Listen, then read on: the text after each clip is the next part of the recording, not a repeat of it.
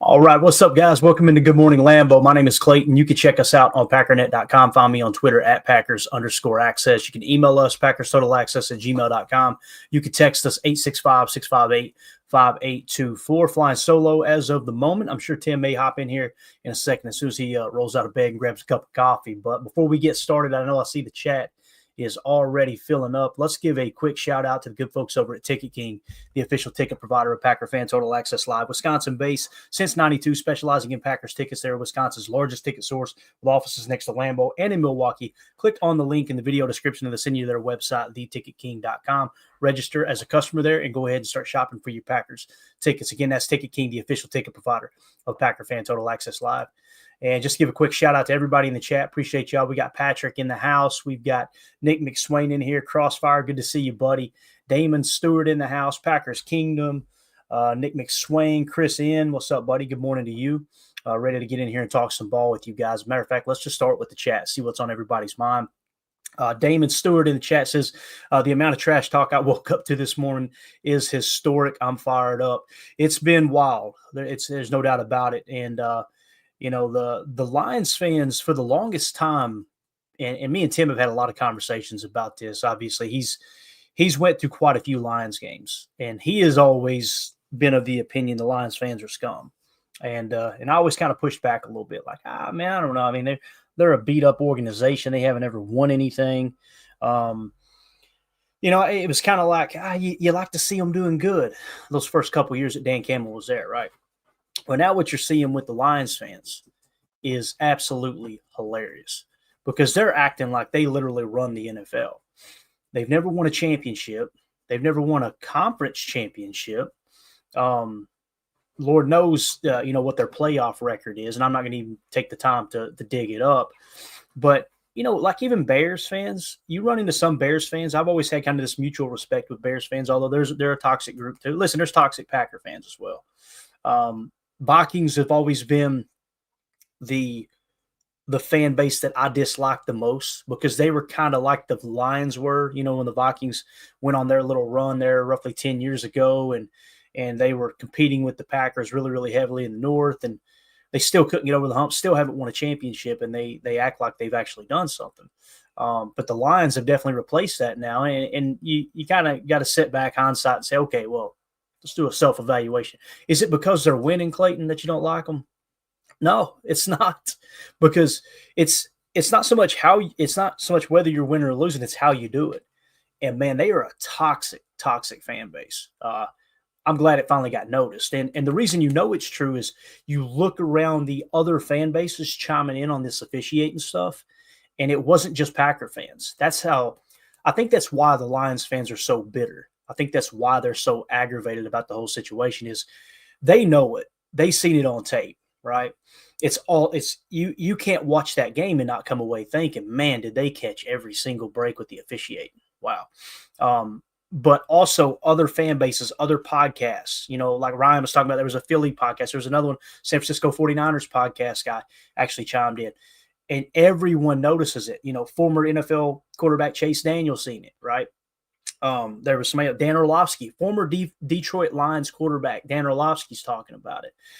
It's so, I think that's what's got them so worked up is they're trying to hide it. They're trying to pretend as if, no, that wasn't the case. And everybody under the sun's pointing it out. And that is a fun thing to experience, to see them squirm like that. We actually had a Lions podcaster comment on Christian Watson's dad's tweet yesterday, I think it was. I don't know if you guys seen this. Absolutely hilarious. Basically said that it's amazing how cheeseheads are going out of their way to prove how stupid they are at football and how they lack knowledge in real football and this and that. Christian Watson's dad's like, but I played in the league. What the hell are you talking about? The guy had no clue that it was an NFL player that he was telling. Now, keep in mind, I'm going to be real here. Listen, I'm overweight. I can say this. You have this chunker, right, sitting behind a microphone telling a former NFL player he doesn't know football. Let that sink in. And then once he finds out he's a former player, then he starts calling him Unc and trying to kiss his ass and this and that. And it's just like, man, you guys are a pathetic fan base.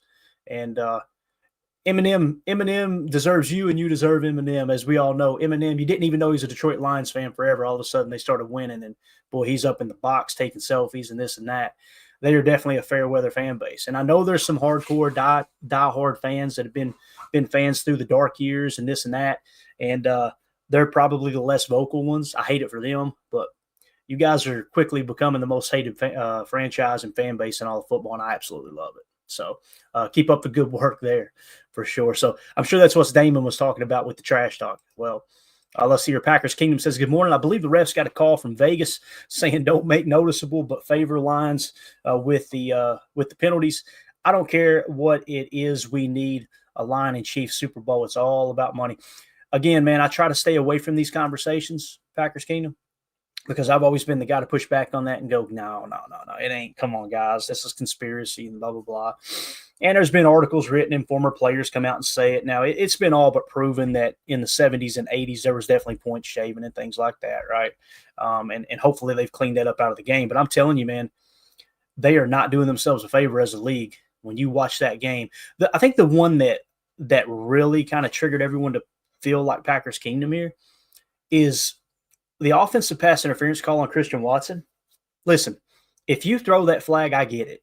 You know, on the surface, if I'm official and I see Christian Watson, I'm looking from the back left area, and I see him running his route, and he just runs over a DB, right?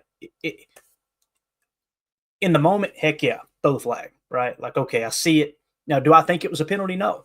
Christian Watson has the right to run his route. It's not Christian Watson's job as he's running his route to look up at a defender and go, oh, I've got to dodge him. It's actually the opposite. The defender, let me put it this way. If the rule suggested that the wide receiver doesn't have the right to run his route, okay, then all a defender has to do every single play is not look at that receiver kind of side-eye him and just run into him every time. Now, why don't you see that in the NFL? Because that is called pass interference, right? So, with that being said, the biggest issue with that penalty, and the reason that all these other fan bases too are perking their eyes up like, holy cow, is they make contact, right? The officials don't do a thing. And this is what Dan Orlovsky pointed out. And I'm glad he created that video. I'm surprised the NFL, seeing that he works for ESPN. ESPN has such a huge partnership with the NFL. I'm surprised they haven't made him take it down. He's counted how many seconds, or he just named it off. He said, there's the contact, and he waited and waited and waited and waited. Now the penalty flags. And the way it worked too was like the contact, bang, they hit. Then Josh Jacobs catches the pass, still no flag. And then Josh Jacobs runs it in for a touchdown. And then 2 or 3 officials still flag. I seen that and I'm like, boys, it is getting more and more difficult to defend against people like Packers Kingdom who are saying, hey man, this kind of seems like the little fishy here. I don't want to be that dude, but boy, they are bringing all kinds of attention to themselves. They really are as a league. And obviously the big talking point of the officiating and the fact that these guys aren't full-time employees. It's like, what the hell? Why are we dragging our feet with that? Why not invest all the resources in getting the call right? I mean, it's like on the penalties as well. You know, why not make that reviewable? You know what I'm saying? Like if a coach sees, hey, they held us, like Keyshawn Nixon busting through the line, the guys got him by the back of the collar. You guys seen that screen grab, right? And by the way, it ended up being a touchdown pass, and it went right through the throwing lane of where Keyshawn would have been in Jared Goff's face. So we can get pissed at Jeff Hafley and say he called a bad game and this and that. The reality is, in that specific play, it was the right call because Keyshawn came free, and he was going to be right in the throwing lane. He would not have been able to deliver that dig in the back of the end zone. But why was he able to do it? Because a Lions offensive lineman grabbed Keyshawn by the back of the collar on his way through. And it's not just like I'm blocking him and got a hold of him, kind of hooked him. You can see the offensive lineman's arms completely stretched out, right? Like he is completely stretched out, reaching across 2 other players with his hand on Keyshawn's collar. So that's another example right there, right?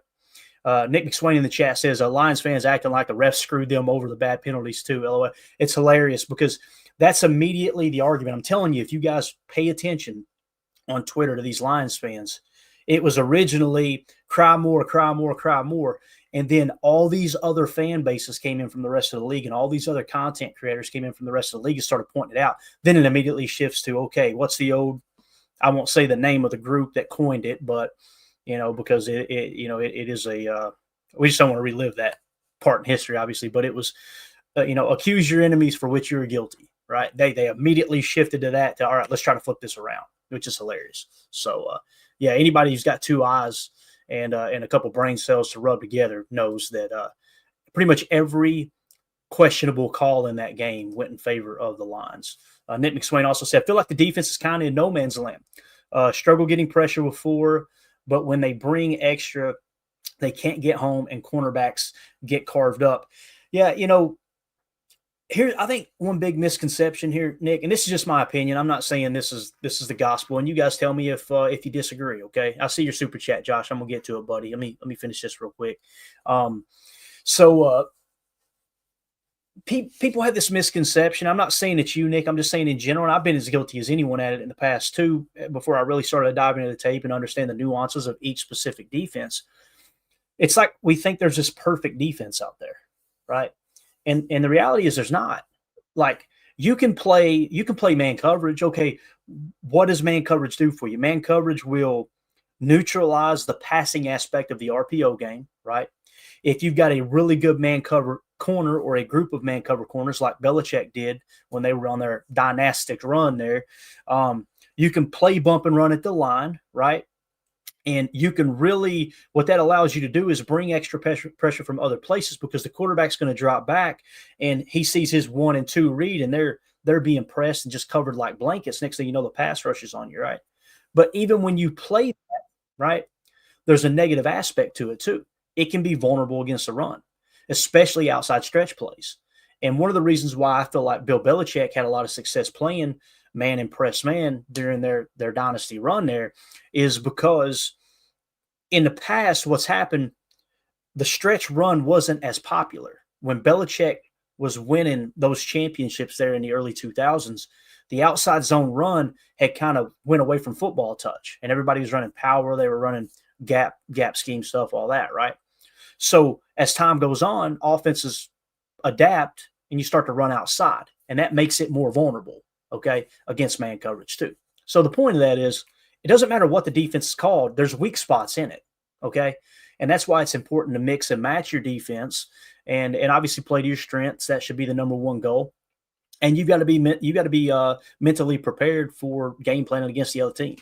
So if we play man coverage, I just told you it's easier to run on man coverage, okay? And another thing too is if you're playing cover one man, which typically that's what man coverage is, middle field close, cover one man, deep safety. You might have a hole, you might have a robber, but what that means is you can run crossers and in the second window, explosive play central because those corners underneath are playing outside leverage, trying to funnel everything in the middle. You're not going into that strength. You're actually running through that strength into kind of that mid to third level area on the opposite side of the field. So the point of that is there's weaknesses in every defense. So when you say we're kind of in no man's land, you struggle getting pressure with 4, but when you bring extra, they hit home. All that is true. It is.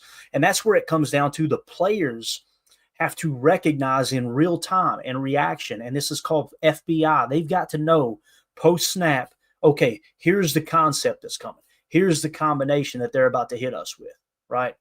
Tim, you just jump in whenever you're ready, buddy. So that you got to know what combo they're bringing at you. So, like, for example, when they kept hitting the digs, right? They kept hitting the digs in that defense. Most of the time we were in a cover 2. Well, we talked about in cover 2, especially we like to run a lot of Tampa, where one defender will follow the 2 or the 3 down the seam. You got guys playing underneath whether it's the mock or the wheel that's playing the Tampa aspect of the defense. As they hit the seam, right? Guess what that does? You walk him out and you open up the area in the back. So there was a couple times, like with Quay, he didn't sink far enough to cover the dig, right? And he was looking at the other guy like, why didn't you cover that? Well, it just comes down to what the specific call was. And we can break down each individual play and look at it and go, okay, yeah, that's probably his fault, right? That's probably McDuffie's fault, or that's Quay's fault, or right here it's Bullard, whoever it may be. But there's no perfect defense out there is the moral of the story, really. Josh Martin with the super chat. Appreciate you, buddy. Says even Bears and Vikings said the refs messed up. There you go. I'm telling you, man, every fan base in the NFL is like piling on the Lions right now, and it's hilarious. Because again, they're in such denial that no, the officiating was just top notch, perfect. And it is cool to see pretty much everyone else in the NFL other than NFL fans kind of come together and be like, hey, y'all are acting like a bunch of dumbasses. So it's really that simple. Tim joins us now. Speaking of people who aren't dumbasses, this is the brains of the operation here. Tim, how you doing, Bubba? Oh, I don't know about that. I don't know if I'm the brains. How many times are you going to come to my press conference late? Hey, just for the record, I just woke up. Tim did that to himself. All right, I didn't do that. Now you're good. That was all me. I appreciate you jumping in, man. Listen, it's a volunteer army, and anytime you get on your top ball, man, I appreciate it. I love it. Are we still talking refs? Yeah, man. The conversation got started. Folks mentioning that it's getting pretty heated on Twitter. It's been heated on Twitter, and it's just you're seeing other fan bases, other podcasters kind of step in place of the Packers, like pointing out the lines, like, bro, you're ignorant if you think that those calls went your way or didn't go your way. But It is what it is. Again, we're going to talk about what people want to talk about in here, and it got brought up, so we hit on it. Let's see here. Packers Kingdom. Y'all see Nixon get held. That's a clear sack. That's the one we were just talking about, the one grabbing by the collar. Could have been a horse collar, too, to be honest with you. This is wild. Chris Ian says lack of pressure is why we lost the game, in my opinion. It definitely didn't help, right? Where it was, I think Gary got the only sack on the day. I know he led the team in pressures too, according to NFL Pro, with the GPS tracking and all that. Kenny had a better game, but when you look at that, this is what's so difficult for me, Tim, is like one of the things I really enjoy doing, and it's why I like doing Chalk Talk, which I got a lot of work to do to get that video ready tonight. One of the reasons why I like doing Chalk Talk is it allows me to remove the emotion and really dig into what happened. Why did it happen? Why did we lose this game? Right. And you start with the glaring, obvious things, right? Turnover differential. No, we were tied. Middle eight. No, the middle eight could not have worked out any better. Matt LaFleur deferring to the second half. That's what we're talking about, right? Coming out in the second half, Keyshawn Nixon, what did he do? Gets the interception, sets us up to score in the middle eight. You now have control over the game. If you looked at ESPN's chart and it shows like the percentage chance of winning, that's when the Packers finally cracked in, right? And it's all right. We're in the driver's seat. So what happened? We didn't turn the ball over again, right? We have more explosives. The two things that I come up with when I watch the tape, and I've watched it now 4 times. I've been through this 4 times now. What I come up with is the first down passing is really what put us behind. So the play calling on first down. Now, we say play calling, but Jordan could have canned, right? I didn't pay that close attention. Like, how many times did he can out of a run to a pass? And, Tim, I know you were standing on the table about this. We need to run damn football, right? Yep. So the passing, and the other thing, man, as bad as I hate to be that guy, it's the officiating. It's all over the tape. Every time the Lions needed something to go in their favor, they looked up and got a call. It's really that simple. Yeah, it's WWE out there, bro. For real. Like, I think we all need to stop pretending that there's any objectivity at all. That this is clearly by design. There's intent behind this. We'll just say it that way. And we're not crying about it because they screw every other team in this league too. There's a handful of darling teams, and then there's teams that have to play against their opponent and the officials. Just sucks. Yeah. And again, Matt LaFleur handled it the right way, right? First of all, his team sees him getting fired up on the sideline. Like, he's trying to make sure they know, look, I see what's going on, boys. Let's keep fighting. His whole approach is you got to play through it. And it's really you've got to be so damn good that they can't have an impact on the game. Yep. Whether it's intentional or not, right? And again, I'm not the flat earther over here going, hey, yeah, I think 90% that fix was in. But there's definitely some persuasion that is going on. Yeah, this league tries to influence outcomes of games through their officiating. That's why we talk ad nauseum about, well, they got a chip in the ball and we got all this technology. They don't want to use technology. They want to be able to manipulate the game. If they use the technology too much, then it'll be obvious that they're cheating. You know what I mean? So I I think they like this. They like to be able to be able to influence the outcome of a game. Like I said, the refs in the NFL are very similar to the guy in the ring in wrestling. That's all I'm going to say. I love that you said wrestling too, because that's the way I grew up here in Wrestling. here in the South, man. Oh yeah. So, all right, let's see here. J. Cole in the chat says it's entertainment at the end of the day. The refs know what they're doing. I think that's a pretty fair statement. And, I think someone said, Ryan pointed out on his podcast, awesome podcast too, by the way. And it's great when you hear Ryan talking about the officials. Oh, you know it's bad. You know something's up. Because Ryan's always that guy. Like, I don't want to be that guy. I don't want to be that guy. And I'm the same way. Like, I don't want to be that dude. But I am that dude on Twitter, and I'll tell you why.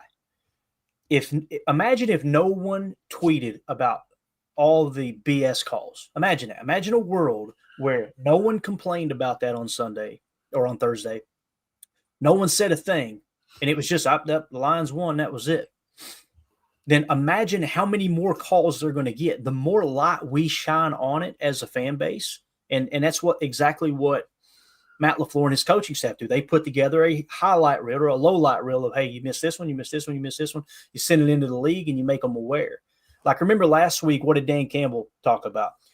He talked to the officials about Caleb Williams and told them, we're going to light his ass up on the sideline when he tries to tippy-toe down the sideline, and you guys better be ready for it because it's not a penalty.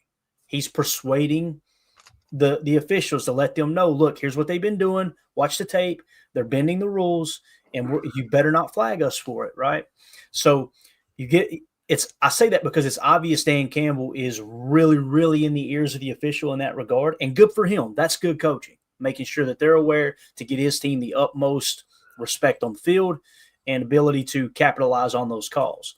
But, man, at the end of the day, it's a black eye on the league. That game should have been, it should have been two of the best teams in the league, and the Lions are the better team, and the Packers maybe are still 1 year away. That could be, I could see some fans saying that. I could kind of see that. It kind of feels like Favre's second year as a starter if you go back and look at, how they played and their standings and everything. But that's not what we're talking about because it was so blatantly obvious with the flags. It's sad. And, coaches get paid, players get paid. There's money for everyone in this league, except apparently the officials. The league just doesn't take it seriously enough, I don't think.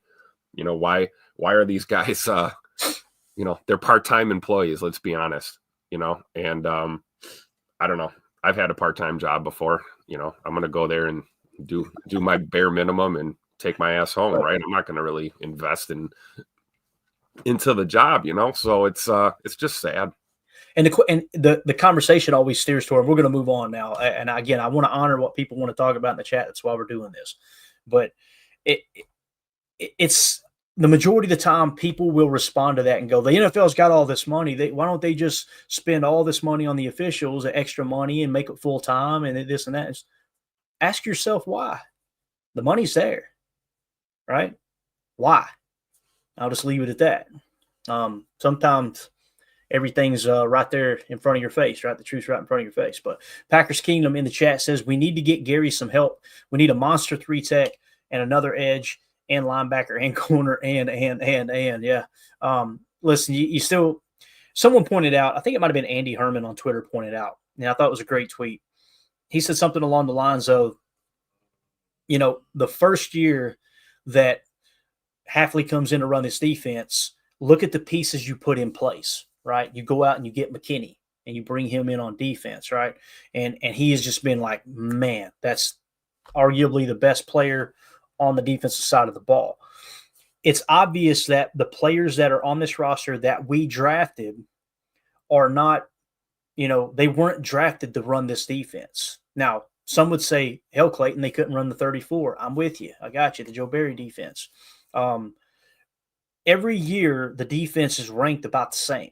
Joe Barry, his last 2 years, he improved. Many people don't even understand that his defense got better. The first year, it was great, right? And then the second year, it took a slide back. And then the third year, it improved again.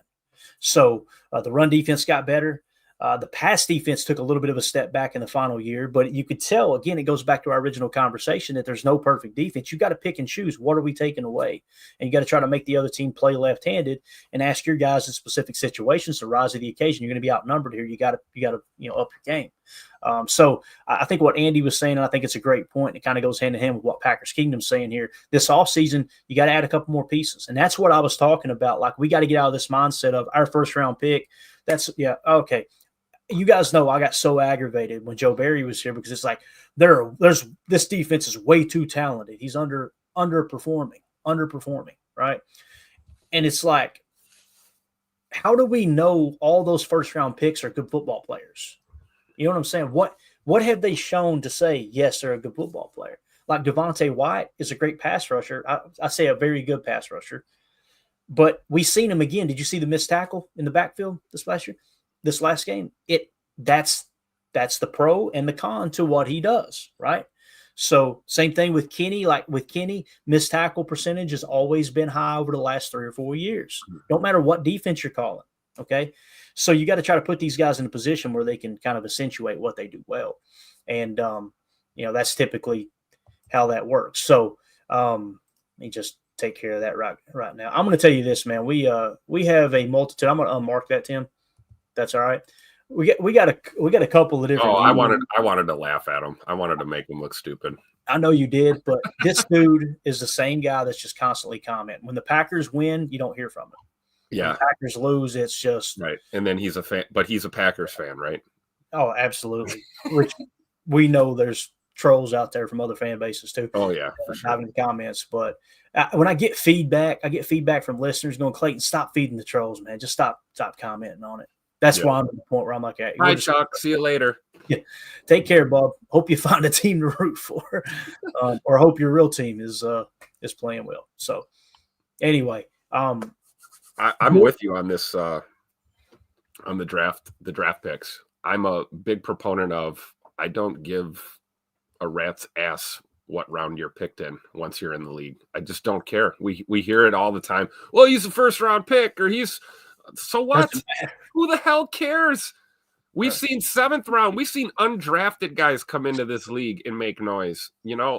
Stop. Just stop. But clearly, you're right, Clay. There's clearly in these, and it's not just the Packers. There's a lot of franchises that they put an emphasis on the guys that they draft, and they want them to see the field. And hey, I can understand that, right? You're a business owner. You don't hire someone to not work, right? You want them to work. So I get it. But I think, if you've got somebody that's not performing, I think it's, not unrealistic to evaluate what they're doing at the pro level and stop living off the reputation from, 2 or 3 years in college and, where they were drafted.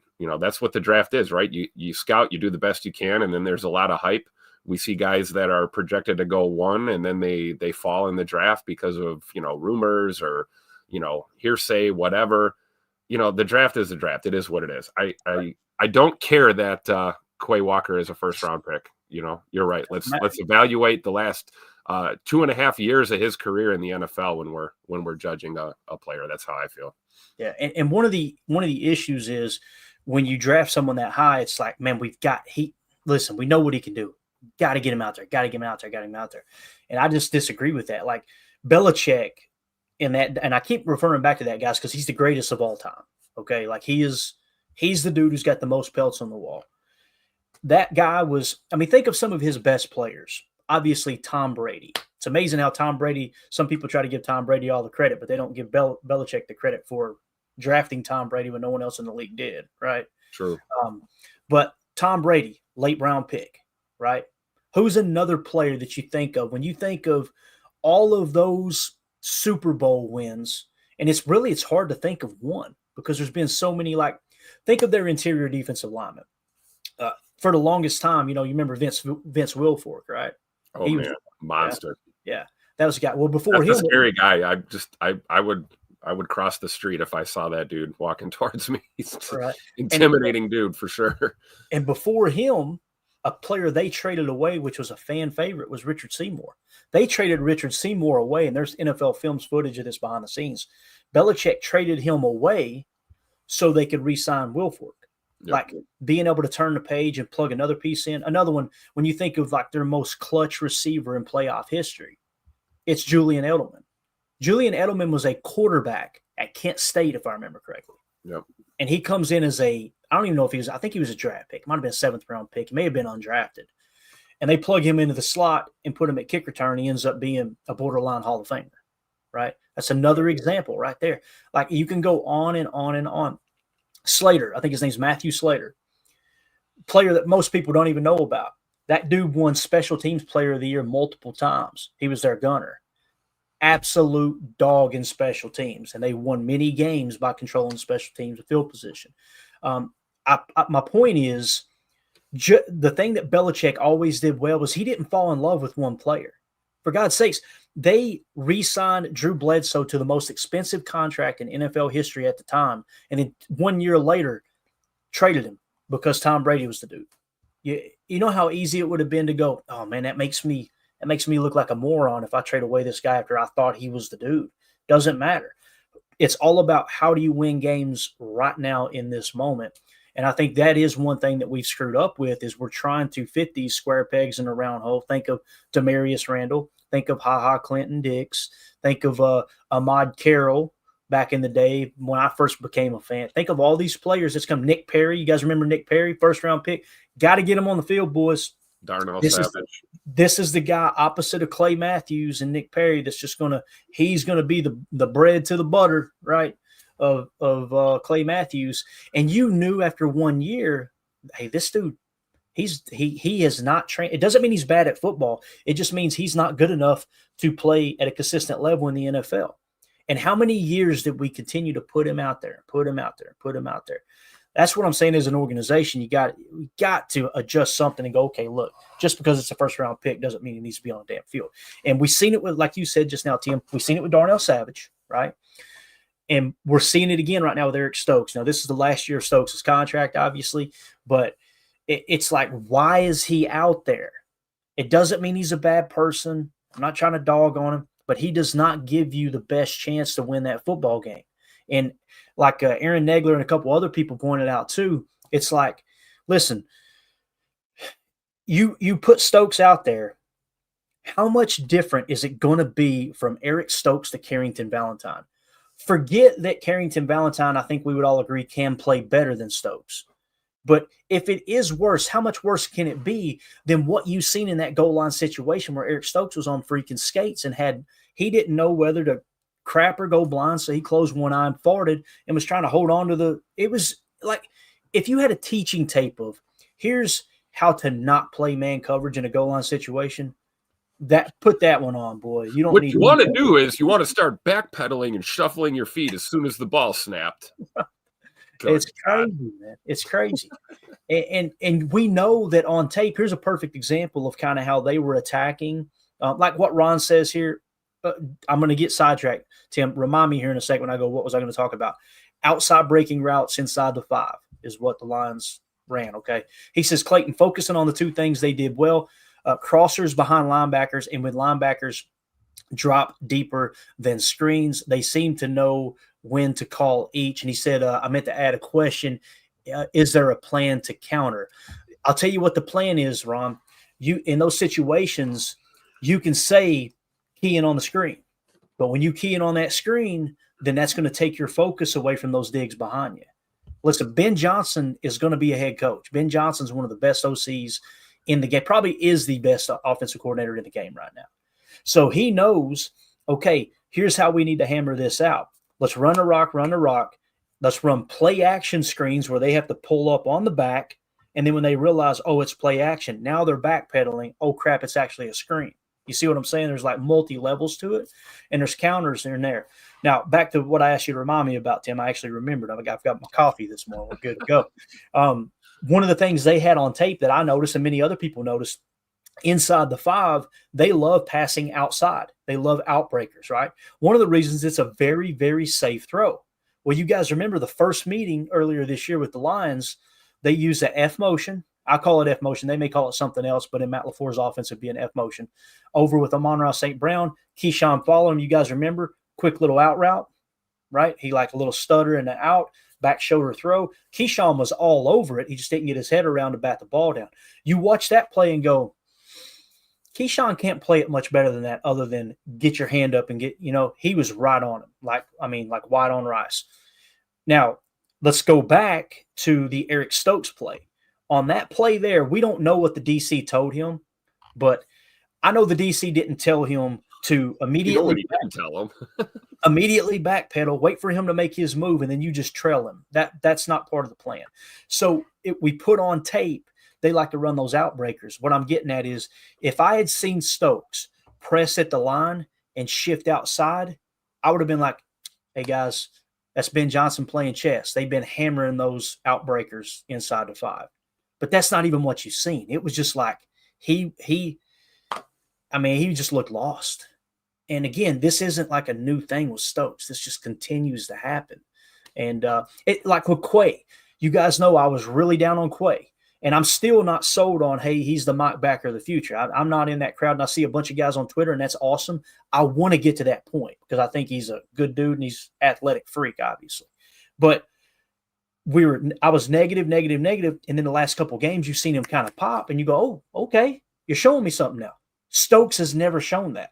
Just like Savage never showed that after those couple early years. I think he had one good year, right, in the Pettin defense. That's how far back it was. And it's like you got to be willing to admit you made a mistake with that pick. That's it. So yeah, I like the fact that we don't bail on guys right away. Don't get me wrong, right? You draft a guy, they're gonna develop, they're gonna struggle, they're gonna fight through adversity.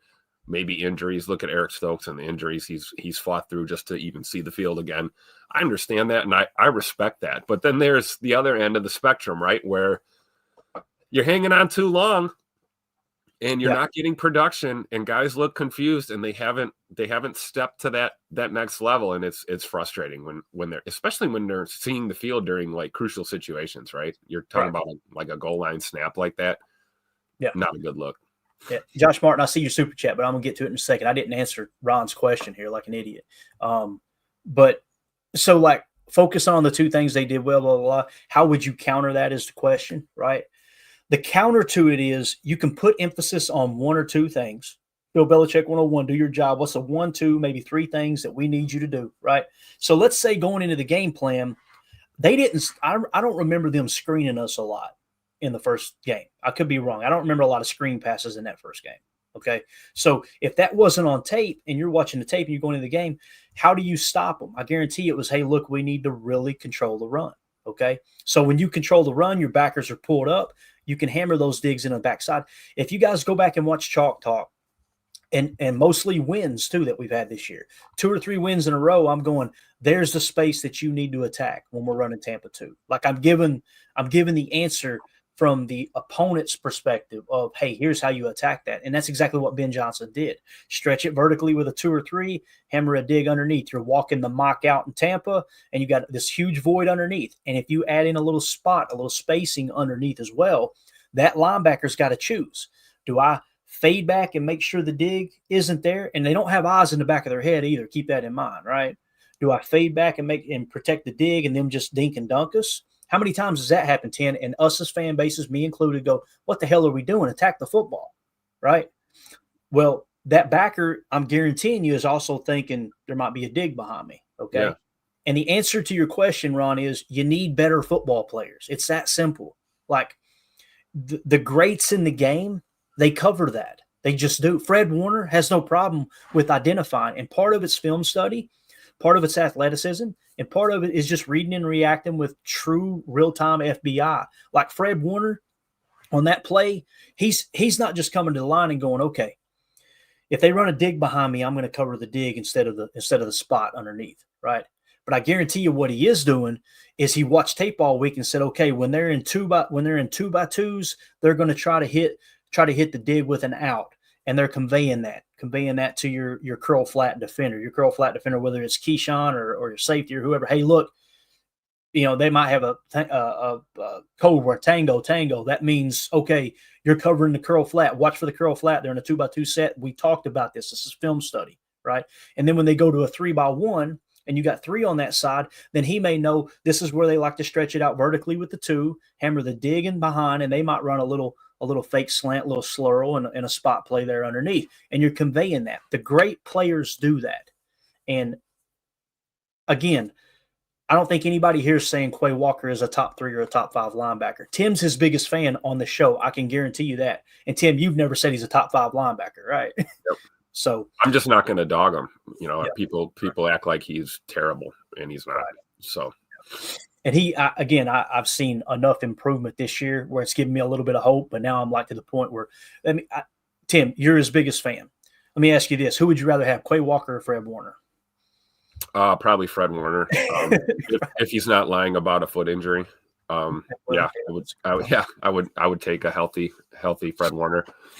Yeah. For sure. So the point of that is you should always, if you see a weak spot, it doesn't mean you throw the baby out with the bathwater, right? Like the pass rush has been a weak spot, and people were screaming, "You need to bench Gary. You need to bench Gary." And I'm like, bro, he's leading the team in pressures and sacks. What the hell are we talking about?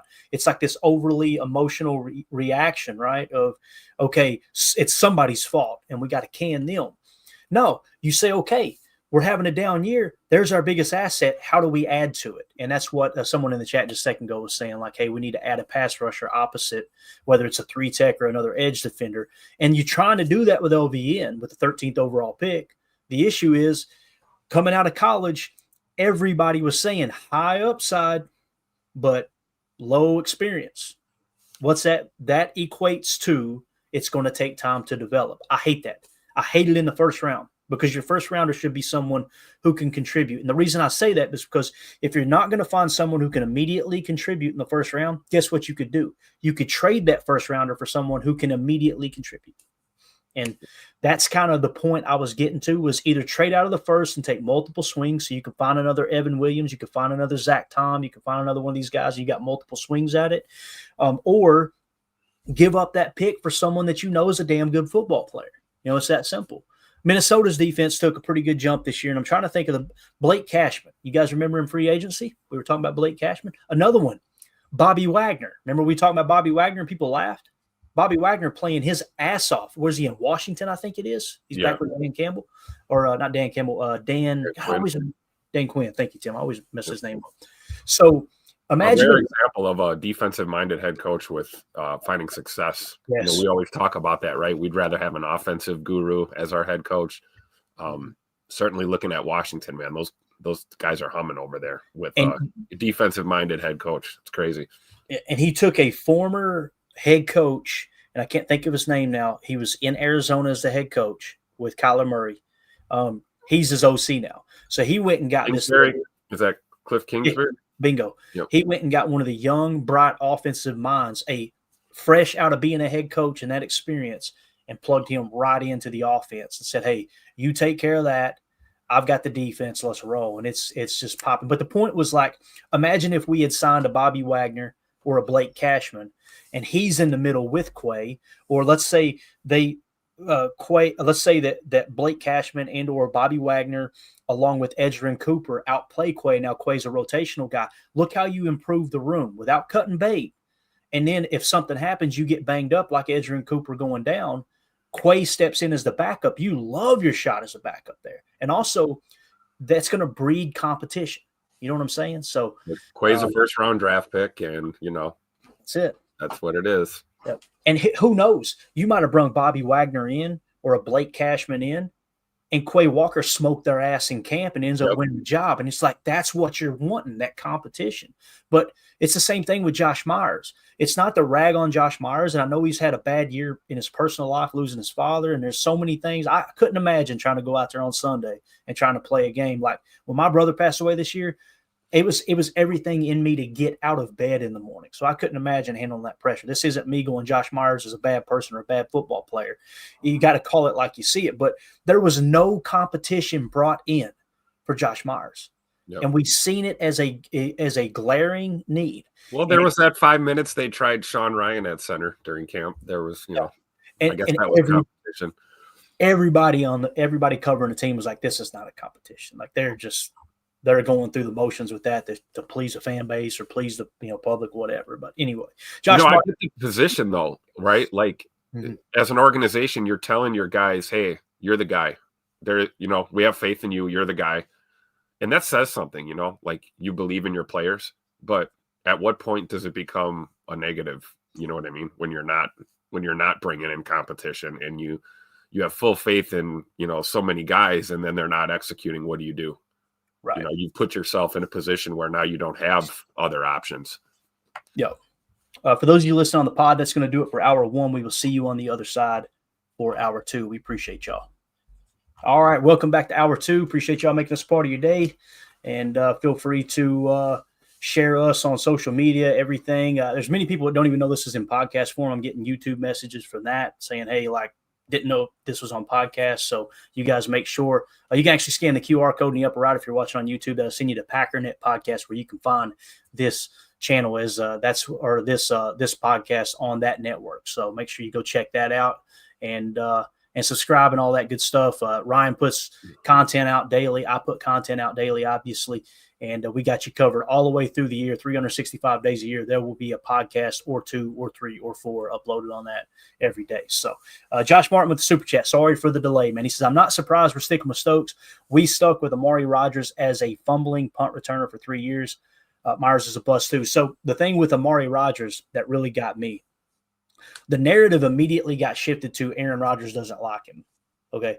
So let me paint you a picture here real quick. I'm a Kentucky fan. You guys know that, right? That's one of my favorite college teams. So T. Martin, you guys remember a guy named T. Martin, right? T. Martin won a national title, if I remember correctly, with the University of Tennessee. Okay. Then T. Martin goes on to coach at Kentucky as an assistant. Well, Kentucky recruits Randall Cobb, all right? And Randall Cobb and T. Martin become really, really close, right? So if I remember correctly, T. Martin's son is Amari Rodgers, and Randall Cobb is actually Amari Rodgers' godfather. Okay? That's the way I understand the story. So when we drafted Amari Rodgers, he's supposed to be this dynamic slot receiver, punt returner, all those things, Randall Cobb 2.0. And then we go and get Randall Cobb from Houston or wherever he was at the time. It wasn't just Aaron Rodgers wants Randall Cobb, and immediately the narrative got shifted to that. Yeah. It was that, hey, let's go get Randall Cobb to help mentor Amari Rodgers, who's going to be this great young player. That's what the coaching staff thought, that he was going to be great. No two ways about it. And you bring them in here together, and we can kind of mold him to be that next Randall Cobb. And all of a sudden the narrative gets, well, Aaron Rodgers hates Amari Rodgers. That's why he got cut. Aaron Rodgers is the godfather to Randall Cobb's kids. So you think that Aaron Rodgers hates Amari Rodgers? Like, that wasn't the case. Now, as far as the punt returning, Amari Rodgers from day one in the NFL sucked at punt returning. And we kept marching him out there. I felt bad for the dude, Tim. I was like, can we not just let him focus on being a slot receiver, and then maybe the special teams will come along? Like, because this isn't working. Everybody knows it isn't working, right? But I hated that narrative got drew up that Aaron Rodgers hates Amari Rodgers. And it was just like, bro, you guys have no idea about the background here. Like, there's no way that that's true. And finally, we made the call and cut him, and kudos to getting rid of him, because it did not work out. And listen, that whole experiment, hindsight 2020, Amari Rodgers and Randall Cobb and kind of mentor and stuff, it did not work, right? I agree. But that was the thinking, I think, behind all that. So, but yeah, they stuck with him too long. And you say Myers is a bust too. It depends on what you mean by bust. Is he a true second-round talent? I don't believe he has lived up to that. I don't. I think he is probably an above. I would say he's an average center. I don't think Josh Myers is a horrible football player, but with what we're asking him to do, it's obvious it's not a fit.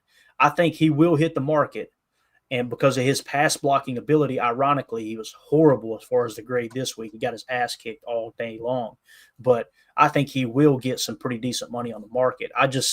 Tim, I don't know how you feel. I hope we don't re-sign him to top center money. That will make me really question what the heck are we doing. But I don't think that's going to happen. I don't think we're going to do that. And I agree with the sentiment that he's not terrible, in the words of Charles Barkley, but certainly, yeah, average to maybe slightly below average with some of the output that we're getting from him. But again, the guy's I don't know. The guy's a stud sometimes, you know. You love the passion he plays with. I mean, we went through this with JRJ last year, right? You know, John Runyon was you know, a guy that loved to be a Packer, and we loved him in the locker room. Wasn't getting it quite done on the field. You know, had to let him go. We had to make that move. I think we're going to start to see the writing on the wall with Josh in the same respect. But center is tricky, man. You know, it's I almost think that's one of those spots where you're looking at maybe bring a veteran guy in, maybe look at free agency, maybe see what you can do to bring someone with experience in, because it hasn't worked very well. You know, the draft and develop, you know, approach that we've taken doesn't seem to work well on the O-line all the time. You know, we've gotten lucky with a few guys like Elton Jenkins and, you know, Zach Tom, but, you know, at center, man, that's an important position. And I don't know, swing and a miss with Josh so far, but I love the way he plays the game, though, and approaches the game, the type of teammate he is. But the execution isn't always there, and it sucks.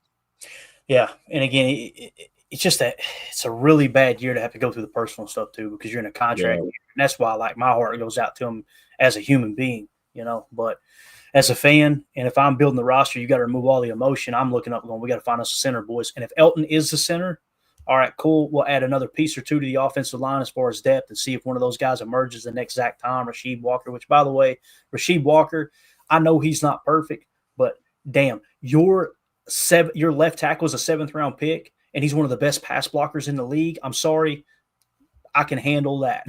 Great job there, right?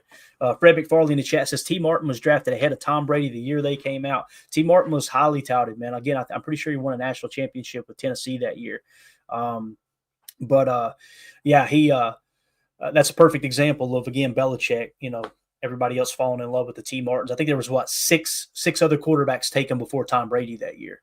And you never know what a player's got in them until they've got an opportunity, obviously. Cody in the chat says, imagine what Bobby Wagner's leadership would have added. And that's another thing that we really didn't talk about. You can't put a price tag on that stuff. You can't. But again, it would be going against the MO of the Packers if you did go out and sign a veteran that old, right? It's rare you do that. I was in favor of it, though, for the right price. And if I remember correctly, though, Tim, to be fair, I don't want to sound like we're the smartest guys in the room, but I do remember when he did get signed, we were going, whoa, I don't know if I'd have paid that much, right? He did get paid significantly more. And yeah, and adding Bobby Wagner would have been a Band-Aid, right? A 1 or 2 year Band-Aid tops. So it doesn't really fix a problem, but I would have loved to see him in green and gold. One of my favorite linebackers of all time, for sure. Yeah. Coach Lynn, good to see you, buddy. He says Quay is getting another contract. Get used to it, Packer fans. Coach, if you made me bet today, is Quay Walker going to get re-signed? Yep. I would probably lean toward yeah. And I'm not saying I agree with it. It depends on the price. You guys know how I feel. Do you want to re-sign this player, Clayton? Hell yeah, for the right price. The answer is always at the right price. But when you talk about him getting re-signed, if you made me bet one way or another, and listen, it's not like 80-20, but probably 55 or 60%, I think the Packers probably will re-sign Quay. So I could see where you would come up with that for sure. J. Cole in the chat, Myers is going to get paid this offseason, no doubt about it, man, because teams fall in love with that athleticism, man, and he's a freak when it comes to the center position, no doubt. Fred McFarley also said Bobby Wagner's getting a gold jacket. Yes, he is. Just a matter of time now. Absolutely. So Holmes here pointing out the pass blocking grade has gotten better for Josh Myers in this last game. It was 0, and it's up to a 13.2 now. So and here's the tough part about that is when you look at a player, it's not just is he good or bad, it's what can he do well. That's how coaches and evaluators look at what can he contribute to the team. Don't tell me what he does bad. I want to know what does he do good. And pass blocking is what Josh Myers does good. So to see him regress that bad this last game against Detroit was really tough. And again, Emilio pointed out, and a great job by him. He does a great job listening to pressers and getting a little bit of insight. He had pointed out that we were getting to the line too late with the snap count, with the silent count, right? So they were pretty much picking the split second we were going to snap the ball. And we adjusted and things got easier as the game went on. And if you're one of those people that says, well, that's on LaFleur, he didn't have the guys ready, I completely understand that. You know, you would think that should be prevented, you know, right out of the gate. But that played a big role into Myers getting his butt handed to him all day long. with the pass block grade. But yeah, it was bad. It was real bad, man.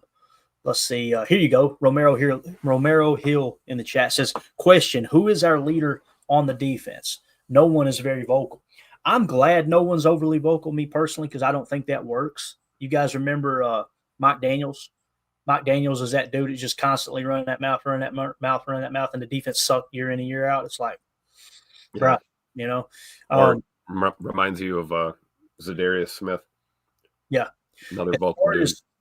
As far as being vocal on defense, if you were to say who's the most vocal on defense, it's definitely Jair Alexander.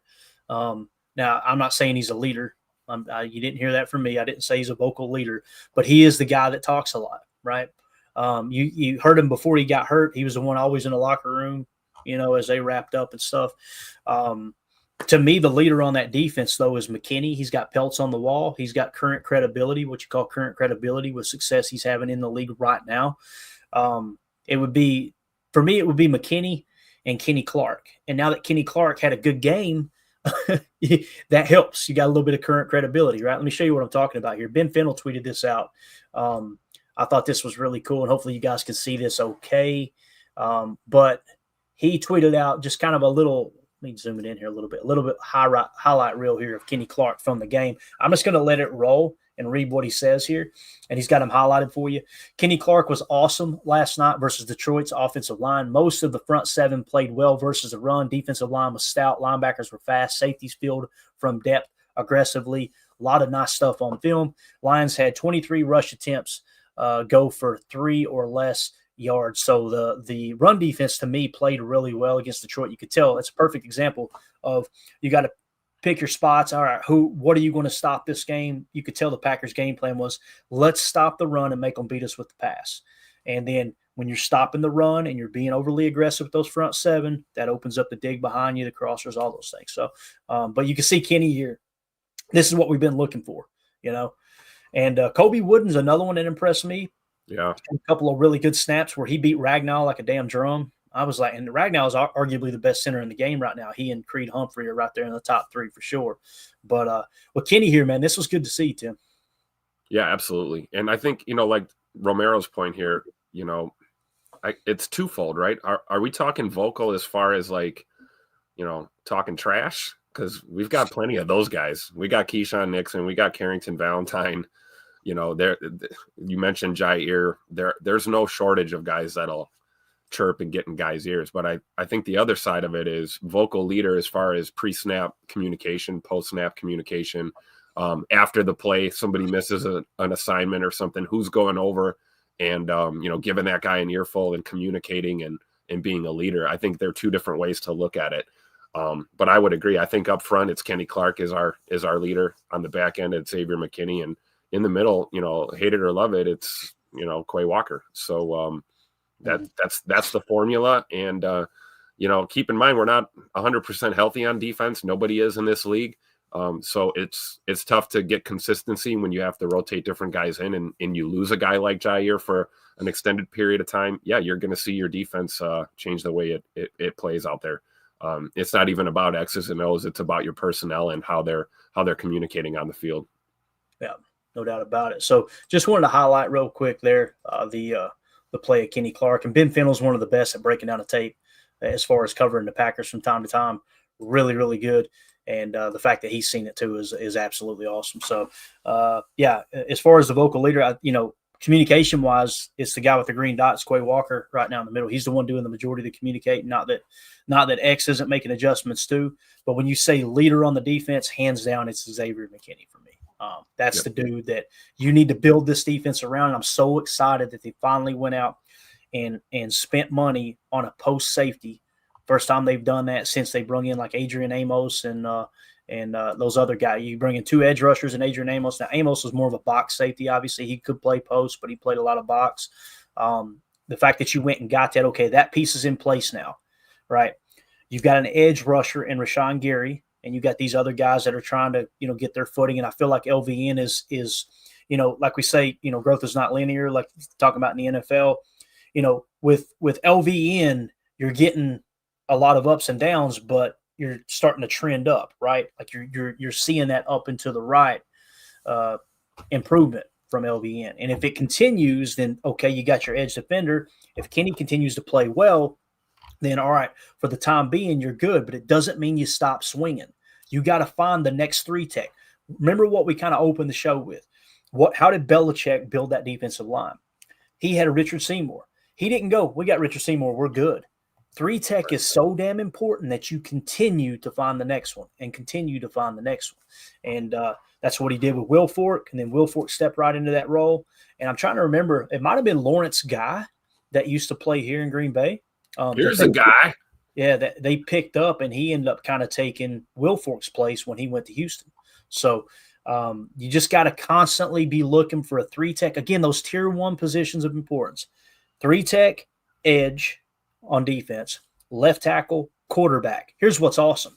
We've got that on offense, and on defense, we need to try to find the next 3 tech because Kenny has not played well this year, albeit he played his best game yesterday, in my opinion, or whatever day it is. What is today? Saturday, 2 days ago. That late night got me, man. I'm gonna say. So you just got to keep looking for that 3 tech, and you taking enough swings at edge, in my opinion, right now. Don't continue doing that. Put your focus at 3 tech, and you took another swing at 3 tech with Devontae Wyatt. To me, he is not the guy. Now, maybe he'll change my mind in the next 4 weeks, and we go, all right, Devontae Wyatt's the dude. But based off what we've seen right now, man, it's just it's tough sledding for me. So let's see here. There's going to be a lot of looking at that D-line in the offseason, I think. TJ Slayton's another dude. Big question mark around him. I don't know which way they're going to go. Yeah, it's tough, but I agree. I think we've put enough into the edge rushers. We need to start looking at some big dogs on that D line. And people forget too, Carl Brooks flashed more than Kobe Wooden, but Kobe Wooden, if I remember correctly, was a higher draft pick than Carl Brooks, right? Yeah. And then Kobe Wooden's been banged up all year, and then he comes in the game and you kind of seen it flash. Coach Lynn said, "Good point, Clayton Wooden flashed for sure." Dude, he beat Ragnow on that play. It was a run play, snap, punch, swim. I mean, threw Ragnow down like a rag doll, no pun intended, and then got in there for like a tackle for a loss. It definitely made chalk talk. I'm almost positive it did. The thing with these young players, though, that we have to remember, because we say this about a lot of guys, right? They flash. It's a fine line between, flashing and trending upward and becoming a great player in the NFL and being a flash in the pan. Like we've seen a lot of these guys flash in the pan, and then for some reason we hang on to them. We hang on to them a little too long, But I think Kobe Wooden is a guy that, could contribute, maybe rotational guy. I don't know if he's going to be that dude. Same thing with Carl Brooks. I love Carl Brooks. You want to see consistency. You want to see constant flashing, right? Not just here and there, and then we sign an extension and you get a middle of the road guy, and that you don't want to give up. We got to get away from that. Yeah, definitely. And that Kobe Wooden play we're talking about makes chalk talk. First quarter, 1:17 left. You guys remember all week long we were prepping for the Lions. I kept saying they'll run on 3rd and long. It'll be 3rd and 8. It'll be 3rd and 6. They'll run the football because they plan on going for it on 4th down. That was a 3rd and 5 play from their own 26-yard line in the first quarter, and Kobe Wooden blew it up for a loss. Huge play there on 3rd down by Kobe. So excited to see more of him for sure. Let's see. Nick McSwain in the chat said, now that the Packers have been doing good on run defense, everyone's mad about their getting passed on. Again, it goes with what we were talking about, Nick. You can't stop everything. There's not a defense that just covers it. If there is, call that defense every play. We'll keep getting lit up over the middle. Then we take care of the middle of the field and we're getting lit up over the top. It's football. That's what happens, right? Yep. And again, it comes down to the players. Yeah. Like, you got to put your guys in a position to do what they do well, but also you've got to know the strength of your defense and say, okay, here's the strength. Let's take resources away from it, so because they'll give us the best shot at holding their own, and put those resources somewhere else.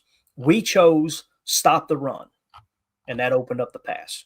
And then the extra wrinkle that Ben Johnson threw in was the play action screen. I'm telling you, it's huge. Because we haven't seen that all year. We haven't seen a team consistently run play action to the running back, set up, and then dump the screen to the running back. That's one of those things that think of it as a defensive lineman and a linebacker. Ball snapped, they're running. Oh crap, they're passing. No, they ain't. It's a screen. And now they got a +2 hat count on you, and everybody's on their heels. Ben Johnson caught a hell of a game, man. It is what it is. It is what it is. So, yep. But I'm with you, Nick. It's tough, man. Watching everybody freak out over it. Coach Lynn said, can't wait to get Musgrave, Lloyd, Morgan, and Cooper back. Amen, man. A little more depth at offensive line with Morgan. Let's see if Musgrave can get out and actually, up his game this year. Now he's going to be rusty, so I'm kind of curbing the enthusiasm around Musgrave. That's just me personally. Marshawn Lloyd, running back, is definitely a position that it's not like you got to be all fine-tuned with the playbook and everything. It's listen. Know your protections, know the calls, and he's been in the room all year long studying that stuff. It's just get him out there healthy and let him add a little something extra to our running game. I think he's going to be a great compliment to Josh Jacobs, Emmanuel Wilson, and Chris Brooks, who I think have all done a phenomenal job.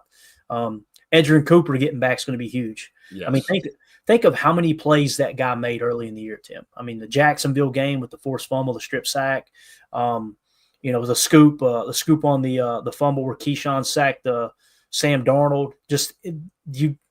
He is one of, if not the most athletic players on the field when he's on the field. So for sure, I think Coop can play anywhere, inside, outside. Versatile dude, and clearly probably the between him and Evan Williams, I think our best draft picks for sure. Yeah. Fred McFarley, thank you so much for looking that up, buddy. I was correct there. Kobe Wooden, pick 116, and Carl Brooks was pick 179 in the draft. I thought that was the case, but Carl flashed sooner. And sometimes that happens, right? But someone else will have a higher upside, and they'll pass them up. I like both of them as depth on the defensive line, but hell, if Kobe Wooden is going to be that dude to step up, so be it. He could be the future 3-tech. We haven't seen enough of him, right? Yep. So hopefully that's the case. Cody says Wooden has that dog in him. He does, man. I don't know if you guys seen it, but when he made that tackle for a loss, if I remember correctly, he made a gesture of take me out type thing. And he was being funny because it was third down. Like, they don't even know. Get me off the field. Like, there you go. They're done this drive, right? It was something along those lines. But you could tell he's definitely gotten stronger. He seems like he's gotten quicker, at least from that game. If it had been anybody other than Ragnow, if it had been just an average center, I'd go, all right, let's curb the enthusiasm. But when you win a rep or two against one of the best in the game, then it really says a lot. So, yep. Prince in the chat says maybe we can get an injury update on Bullard today. I was going to show something on Rasheed Walker. I'll come back to it, but I want to show you guys this. And it's nothing like overly squeamish, and I think it is important to try to understand. If I understood correctly, this was the play that he got hurt on. Okay, I better not go full screen for obvious reasons. But this was shout out to at DRASECOLEE. All right, they're the ones who tweeted this video out. I think this was the play. It says appears to be non-contact, just kind of catches the turf. And of course, I put these soft-ass teams in their precious dome/turf. How many times are we going to watch this? And before we listen to David Bakhtiari and actually get grass out there. But here's the play. You'll see Bullard up here to the right there. There it is. That's not a good look, Tim. Again, let's see if we can play it in slow motion. This might help here. Let's go 50%. So look for Bullard to come off the screen here. Okay, off screen. He's going to run into the right here. Now watch. When he plants, yeah. There. Boom. Yeah, that don't look good, guys. And again, I don't want to get hit with anything here, so we'll get it off the screen. But I just want to point that out since you brung it up. Prince says maybe we get an injury update on Bullard today. I assume Williams is in concussion protocol. All of a sudden, we're pretty banged up at safety. There's no two ways about it. But I will say this. Zane Anderson, tip your cap. Here's a guy. That dude played good, man. I didn't realize he played 50-some snaps, Tim. That blew me away. And fearless too. I like him throwing his body all over the place. That's what you need when you got a guy coming in trying to fill a void, right? You want a guy to play with his hair on fire and try and contribute. And Zane Anderson, that is a real dude. Yeah, no doubt. And I'm trying to be positive, but my gut's telling me Bullard's done. He's done for the year. And hey, I don't know. I'm not a doctor. No, I'm not a doctor, but It's late, man. It's late in the year, Tim. You know. Yeah, it's late in the year. It doesn't look good. Yeah. So come on, Zane. Pick us up, Zane. Let's go. Next man up, man. Same thing at corner, right? We don't know what the heck's going on. You know, I'm ready for Rob Rochelle. I'm ready for somebody to step up and contribute, you know? Yeah, definitely. Dove Kleiman tweeted this out, and it's just kind of a compilation video of Rasheed Walker and what we talked about.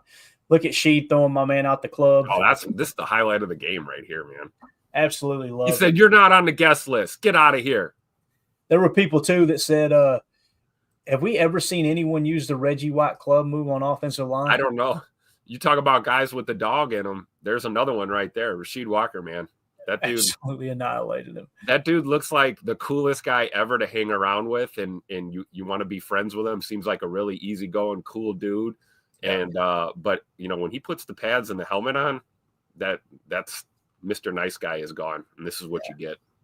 And the thing I love about it too is we talk about how good of a pass blocker he is. This is a run play, guys. He just knows this is going to be an ISO play in the middle. You just show that on loop all day, man. Oh no, man. It's, you know, listen, there's no reason for me to go out here and try to block this guy. I'm just not going to let him inside. Oh, you want to play? Okay. Yeah. Get the hell out of here. Get out of the club. Hit him with the old sit your butt outside. That's exactly right. So again, Rasheed Walker playing pretty darn good football, no doubt about it. Also, I want to point this out on Twitter. Shawn Michaels actually commented. All right, I got to be careful with this. Yep, I got to be real careful. So I don't know if you guys seen, but Tucker Kraft did the old Shawn Michaels jump up, right? You guys remember that? Let me get it off the screen. So Shawn Michaels quote tweeted it and put 10 out of a possible 10. So we got former wrestlers commenting on Tucker Kraft in the NFL. You absolutely love to see it, man. Tucker Kraft. Norris likes wrestling. He might have picked that up somewhere, right? Exactly. And then PFF Green Bay Packers put this out. We kind of hit on it yesterday. The highest graded Packers in Week 14 versus the Lions. We like to do all the PFF grades, and then the next day, quick recap. Here were the top performers. Here's who showed up against the Lions. Jordan Love, 83.8. Kenny Clark, 80.1. Dontavion Wicks, 78.6. Keyshawn Nixon, 76.4. And Devontae Wyatt, a 73.9. So Wyatt did score good there. Minimum of 25 snaps. I know somebody in the chat was saying, I feel like we haven't heard from Wyatt much. It seems like he's not getting as many snaps, but I could be wrong. There was one point, too, I noticed. They had Carl Brooks, Kobe Wooden, J.J. Enigbare, and, God, who was the other guy? 53. Aaron Mosby. Mosby, right? Yeah, Mosby's 50, I think. So I looked at that defensive line. I went, damn, like all the backups are in right now. And this was like late in the third quarter, and ball snapped. I went, okay, they looked fine. You know what I mean? They were holding their own. So you're getting a little bit more rotation there maybe. I haven't looked at the snap count. That's what it felt like to me too. But again, Tim, these five players here, man, showing up and showing out against the Lions. Jordan Love, 83.8, continuing to improve every week. Man, if he gets hot, again, the most important positions on offense, quarterback and left tackle, right? Both of those are playing some of their best football right now, in my opinion. On defense, it's 3-tech and edge. Gary with another sack, leading the team with pressures. Kenny Clark gets his highest graded game. Your tier 1 positions right now are playing the best football they played all year, in my opinion. So you're starting to – I know we lost. Don't get me wrong. You're starting to ramp up. We could go on a run here, man. Yeah, and don't look now, Tay Wicks haters, but somebody graded pretty well. And somebody's starting to step it up. And perfect time, in my opinion. Oh, yeah. Going to be exciting to see this offense too once we get Rome back and kind of get back to where we're used to being with our personnel. But man, Tay Wicks really stepped up in this game. Cam in the chat, good to see you, buddy. He says, we covered the refs yet? He just came in. Oh my God. Ron says, LOL, Cam, extensively for 2 days. He said, heard. So we're going to try to move on from the ref talk. I got some advice for y'all. Take 2 weeks off, then quit. Hilarious. All right. So again, those are your top PFF performers, as we talked about. We already hit on the injury there to Javon Bullard, so we're all caught up on Twitter. Let's see. We're at the hour 14 mark. We got a little bit of time here. Let's see, around the league. And let's do this, Tim. Let's look at the standings real quick. We've got them updated. Obviously, we got a full slate of games tomorrow, and probably on Monday night as well, there'll be a game. But when we look at the standings currently in the NFC, and I love that, again, shout out to Aaron Rodgers, our Aaron Rodgers, not the Aaron Rodgers, for turning this on to this playoff simulator machine with ESPN, because it's really, really coming in handy. This is no surprise to us, right? We talked about, hey, if they lose to the Lions, nothing changes. You're still a 6 seed. You'll actually have a 2-game lead, I believe it is, going into Sunday. Obviously, we'll see how these other games shake out. But currently, I think the only thing that changed is we're mathematically out of the race for the division, correct? Bingo. Yeah. I mean, it might not be completely out, but it's close, right? As the Lions have pretty much clinched a playoff berth up to this point. I think that's what the X means, if I remember correctly. Yeah, they clinched for sure. So the Lions are the 1 seed, Philly the 2 seed at 10-2, 3 seeds the Seahawks, who we've got coming up this week. The Falcons are the 4 seed at 6-6. Vikings are the 5 seed at 10-2. We are the 6 seed at 9-4, and the Washington Commanders are the 7 seed at 8-5. So the other teams that are trying to fight for one of those final 2 playoff spots there in the wild card are the Tampa Bay Buccaneers at 6-6, the Arizona Cardinals at 6-6, and the LA Rams at 6-6. After that, you got the 49ers and the Cowboys both at 5-7. So they would have to do miraculous things, obviously, to make the playoffs. So Packers are in a good spot. Listen, I want them to win out, but if we're being honest, they're probably not going to win out. The numbers suggest we're not going to win out. All right. But let's look at the remaining schedule now that we're sitting at 9-4 and kind of look at, all right, what do we got coming up?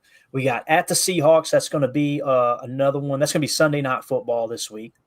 And then the following week, we've got the New Orleans Saints at Lambeau for Monday Night Football. Then you're at Minnesota for a 1 o'clock kickoff on Fox. And then to be determined on the time is the Chicago Bears, which is going to be a flex game. That's week 18. So if you're sitting at 9 wins right now, and, we've talked about that win range for the beginning of the season. I said 10 to 13 wins. We kind of settled in on 12 is looking like what it's probably going to be. You'd have to win 3 of these next 4 to finish with 12 wins. I think it's definitely doable. But it feels like to me, based off the way the standings are, if you win 11, you're in the playoffs. That's what it really feels like. So we just need to win 2 of these to get in the playoffs. I feel very, very comfortable saying 11 wins will get us in.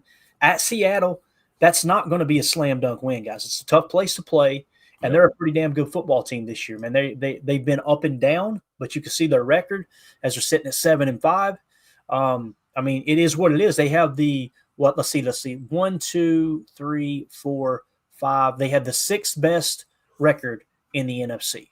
Okay, so they're a legit top 5 team, borderline top 5 team in the National Football Conference. So it's not going to be a slam dunk, but again, going to Seattle should be a fun one there, Tim, as it's going to be like I said, a 7:20 Lambeau time kickoff, and it's going to be in Seattle on the West Coast. Probably going to be rainy like it always is out there.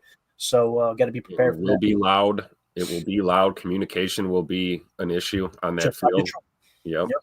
So, and, hey, it's a good thing then, right? We just played in that environment in Detroit. Now we got to go and deal with it again in Seattle. So these guys should be no stranger to this.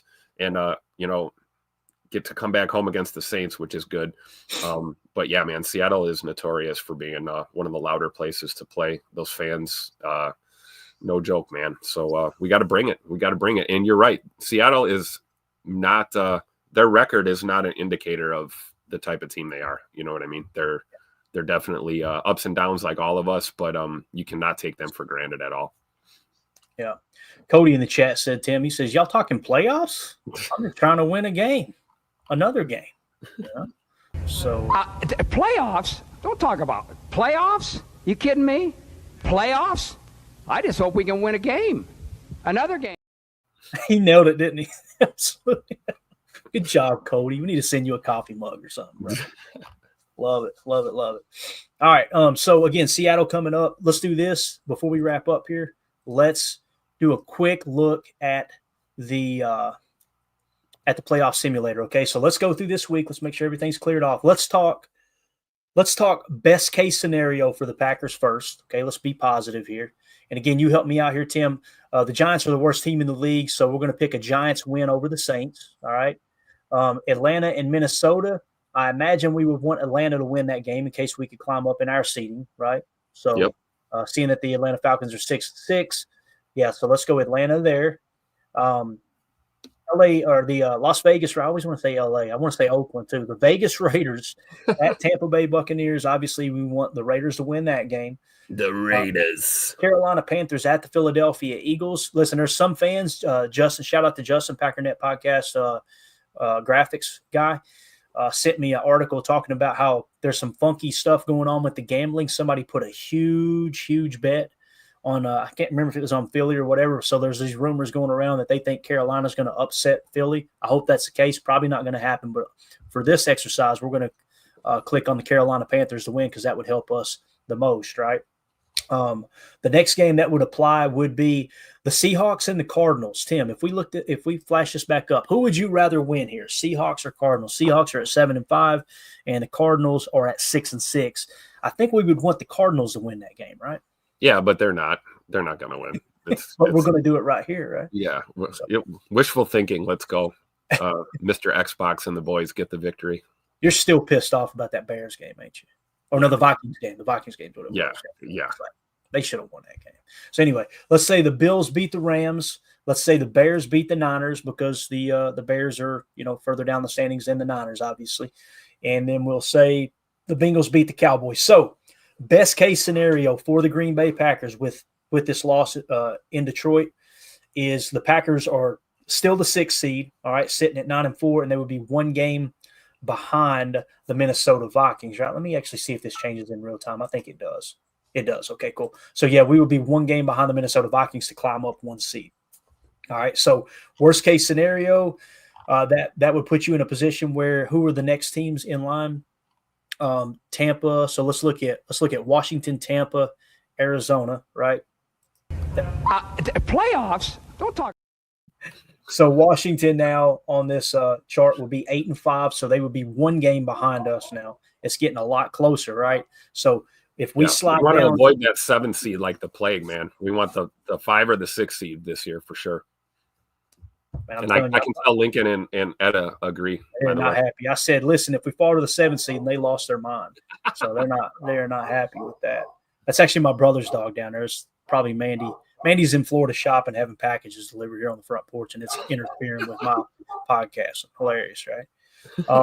So I apologize for the barking. Just deal with it for a couple more seconds. So Washington, the 8-5, obviously that puts them a little bit closer to us, and then those other teams that we talked about, like Arizona being 6-6, Seattle, they would be kind of competing with each other. Los Angeles, you still have a 2-game lead, right? You pretty much have a 2-game lead, even if that's if everything kind of went our way. Let's do one quick mock of what if things go terribly wrong here this weekend and everything went against the Packers, right? So let's say the Saints won. Let's say the Vikings won. Let's say Tampa won. Let's say Philly won. Let's say that the Seahawks won. The Rams won. The Niners won. And the Cowboys won. If that happened, we are still in the 6th seed. Nothing changes in that regard. But now that race gets tightened up just a little bit more, obviously, right? And did we pick the Commanders? We did, didn't we? Are they even on here? They're not on here. They in a bye? They might be in a bye week. Is there a bye this late in the year? Yeah, that's crazy. Is there a bye this late in the year? Am I overlooking the Commanders here? They're not on there, right? Huh. Nope. It usually will tell you if there's a bye, but I guess it didn't. Somebody help us in the chat here, man. Is there a bye week this week for the Commanders? Is there any bye weeks this week? That's crazy if it's late, right? Wow. Fred McFarley. A week 14 bye? What's the NFL smoking? That's crazy. Here's a bye. Anyway, yeah, that's how that's going to shake out. So the way that sits, worst case scenario, Green Bay seeding does not change, guys. 6 seed. So again, I'm not saying you go out there and go, all right, guys, let's lose this game. That's not what I'm saying at all. No, not at all. I'm saying it's not the end of the world if they don't win out there in Seattle as we look at the schedule again. But again, I think you got to win these. You got to win 2 of these next 4, and you feel good about making the playoffs, right? Feel real good anyway. But I'd like to see them win out, or at least win 3 of them. That would be fun to get to that 12 win mark, obviously. But yeah, at Seattle, New Orleans, at Lambeau, then at Minnesota, then Chicago at home. I want that Minnesota game bad, man. I think we can go up there and kick their ass. I do. Me too. I'm tired of losing to divisional opponents. Tired of it. Yeah. I hope we take care of business here to finish the year on a strong note, you know? Yeah, completely agree, man. All right, guys, that's going to do it. We went over a little bit. That's all right. Tim, appreciate you jumping in here, man. Sorry you had to get up early. But all good. Appreciate you taking time. And you listen, you come in as late as you want because, like I said, man, it's a volunteer army, and it's always fun talking ball with you, bro. Thanks for having me, Clay. I love it. Yeah, absolutely, man. All right, guys, that'll do it. We'll be back tonight, PTA Live at 7 p.m. We're going to be doing Chalk Talk. I got a lot of work to do. Lord have mercy. I've got the clips cut. You got it narrowed down to 475 plays. Now what I got to do is go into the editor and add the text on the screen of what the play is, all that. So that's the tough part. But yeah. Nick McSwain said this show sucked. Hit the like button. Hit the like button if this show sucked, guys. Appreciate you. Brett McFarley, thanks, Clayton. I appreciate you, pal. Thanks for making us part of your morning, man. So, all right, we'll see y'all tonight. That's it. Everybody take care. Have a wonderful day. I'm going to go do some Christmas shopping and then get back here in time to cut this film up. So, Tim, you have a good day up there, bub. Thanks, Clay. You too, man. All right. For those of you listening on the pod, thank you for making us a part of your day. As always, let's go out and be the change we want to see in the world. Go, Pack, go. Also, Green Ranger says, you guys always make me feel sane. Go, Pack, go. That's not saying much, bub. I'm sorry. We'll see y'all. And we go. We're out. Bye, guys.